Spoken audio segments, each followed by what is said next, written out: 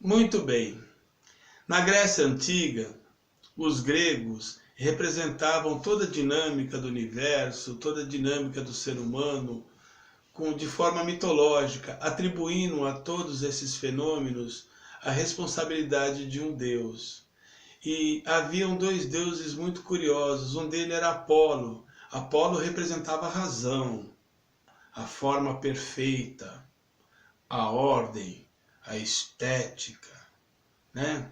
E em contrapartida havia um outro deus mais louco chamado Dionísio, que representava a desordem, a emoção, né? a imperfeição e toda a espontaneidade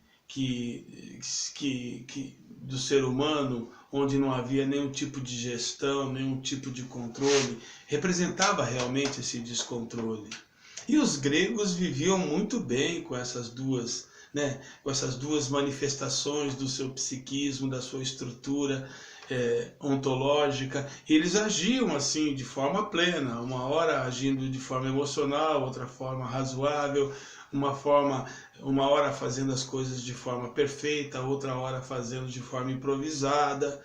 E assim, né, eles se ajustavam de acordo com as circunstâncias, acionando todas essas estruturas que existiam na alma humana e que transformavam o ser humano na época em algo muito mais amplo, muito mais interessante, né, muito mais poderoso do que é hoje. Mas aí veio a tragédia grega, que foi o pensamento socrático-platônico. E Sócrates valorizou demais a questão da razão, o princípio apolíneo, e começou foi o primeiro grande antropólogo da história, foi o Sócrates, porque ele olhou para o homem e disse: olha, você tem que ser assim, esse é o modelo, isso que tem que ser valorizado em você, isso aqui deve ser desprezado, isso aqui não passa no crivo da razão, a razão é que deve ser valorizada, a emoção não, a emoção é algo primitivo, é algo que faz parte do seu lado instintivo, animalesco, enfim, todo um discurso voltado para valorizar o princípio apolíneo, esse lado Apolo do ser humano. Isso influenciou demais o pensamento ocidental. As próprias religiões, quase todas elas, transformaram, seguiram por essa senda, transformando em pecado, né, em erro, tudo aquilo que não fosse apolíneo, tudo aquilo que não fosse ajustado em formas perfeitas, dentro de uma ordem, seguindo os princípios da razão, né? Tudo aquilo que fosse espontâneo, tudo aquilo que fosse emoção, tudo aquilo que fosse libertário no homem devia ser castrado.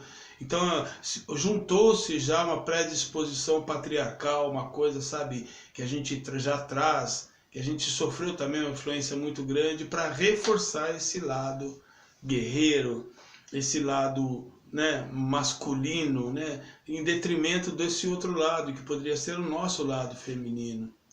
Isso me faz lembrar, inclusive, de uma história, de um mito, o mito dos andrógenos, contado na República de Platão, que ele fala que existiam os filhos de Gaia. Gaia criou, né, os filhos de Gaia, os andrógenos, os grandes deuses da época. Eles eram ao mesmo tempo homem e mulher, tinham 4 braços, 2 cabeças, 4 pernas, tinham, portanto, força de 2 pessoas, velocidade de 2 pessoas, inteligência de 2 pessoas, eram seres extremamente poderosos, estavam ali cindidos, harmonizados, né? E isso era uma espécie de ameaça para o Olimpo, então Zeus achou que eles deveriam ser separados. Então Zeus tratou de cortá-los ao meio com os seus raios e separá-los, para que eles separados ficassem mais fracos. E aí uma metade começou a procurar a outra, né? Durante a eternidade, se sentindo pela metade, sentindo um vazio, uma carência, uma necessidade de preenchimento que perdura até hoje. É uma forma mitológica de tentar explicar esse nosso vazio, né? De nós estarmos em busca constante de algo, de alguém, sem perceber que nós estamos em busca da própria alma, que o que nós precisamos nos preencher é de consciência e não de substância. Mas muito bem, esse mito dos andrógenos explica o que era o homem antes da tragédia grega.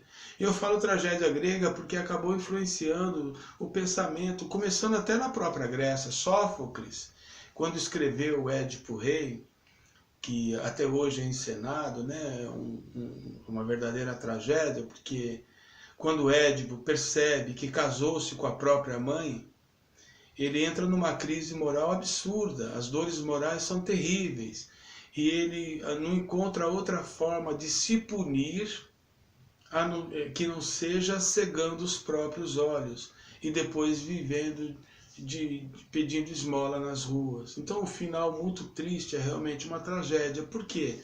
Porque ele não sabia exatamente que a esposa dele era a mãe dele. Ele não tinha essa informação.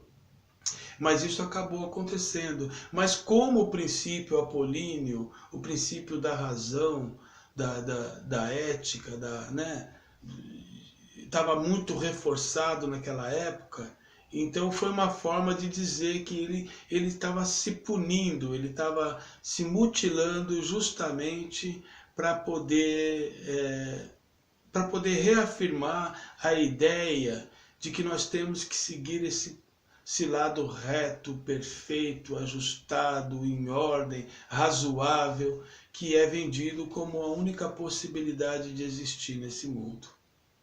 Então isso é muito triste, porque nós passamos a negar aquilo que somos. Nós viramos as costas para o nosso id, para tudo que existe no nosso interior. A gente percebe, a gente reconhece o que existe dentro da gente, mas nega, se envergonha. Ao invés de integrar tudo isso, ao invés de entrar num diálogo com tudo isso, de procurar transformar tudo isso numa coisa harmônica. Não, a gente vive em guerra, a gente se coloca atrás de uma trincheira contra si mesmo e começa a combater aquilo que existe de real dentro de você, aquilo que está posto dentro de você, aquilo que é a manifestação do teu próprio ser. Então nós deixamos de ouvir o coração, que é dionisíaco, para ouvir apenas a mente, que é apolínea. Então o homem se transformou em algo assim, mental, algo que segue apenas os princípios e as orientações do pensamento, daquilo que está posto como regra, como norma, como perfeição, como, enfim, como orientação social, como os impositivos que vêm de fora. Tudo isso passou a reger a nossa existência e nós começamos o tempo todo a negar. Nietzsche, percebendo isso, escreveu O Crepúsculo dos Ídolos, né? Um livro maravilhoso em que ele fala, né, do grande erro do pensamento ocidental, que foi dar um crédito excessivo ao pensamento socrático, platônico. E é verdade. Ele está correto, embora seja tratado por muitos como um louco, ele era uma pessoa absolutamente lúcida ao enxergar essas coisas. Porque nós, de fato, diminuímos demais as nossas possibilidades, o nosso potencial, a grandeza que existe dentro do nosso ser, ao reforçarmos e valorizarmos apenas aquilo que se ajusta, né, às convenções externas, ao modelo perfeito e razoável que se impõe sobre o homem de forma escravocrata até, porque nós nos tornamos escravos de tudo isso, perdendo toda a espontaneidade, toda a leveza, toda a capacidade de expressar aquilo que você sente, de ser quem você é, E não estou dizendo que nós devíamos apenas ser dionisíacos, também seria uma ruína isso. É preciso que exista um equilíbrio entre as duas coisas, e não uma cisão, não uma guerra. Não colocar-se em luta contra si mesmo, porque é assim que nós vivemos, né? Combatendo o nosso próprio ser o tempo todo. E quando você combate o seu próprio ser, é porque você transforma você mesmo no seu maior inimigo. Ora, não se combate um amigo, Não se combate apenas inimigos, aquilo que você estabelece como seu opositor.